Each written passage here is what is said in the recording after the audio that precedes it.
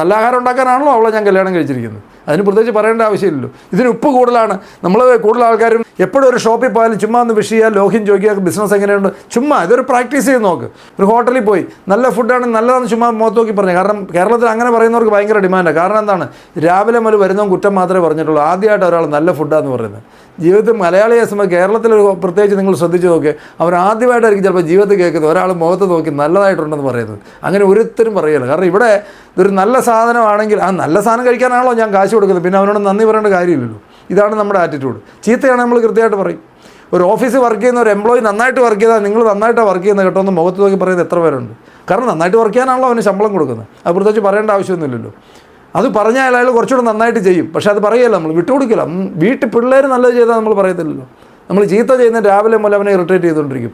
നല്ലത് ചെയ്താൽ ഭാര്യ നല്ലൊരു ആഹാരം ഉണ്ടാക്കി തന്നാൽ നമ്മൾ നല്ല പറയുമല്ലോ. അത് നല്ല ആഹാരം ഉണ്ടാക്കാനാണല്ലോ അവളെ ഞാൻ കല്യാണം കഴിച്ചിരിക്കുന്നത്. അതിന് പ്രത്യേകിച്ച് പറയേണ്ട ആവശ്യമില്ലല്ലോ. ഇതിന് ഉപ്പ് കൂടുതലാണ്. നമ്മൾ കൂടുതൽ ആൾക്കാരും കിലുക്കം സിനിമയിലെ തിലകൻ്റെ റോളാണ് മിക്കവാറും ജീവിതത്തിൽ എടുക്കാറ്.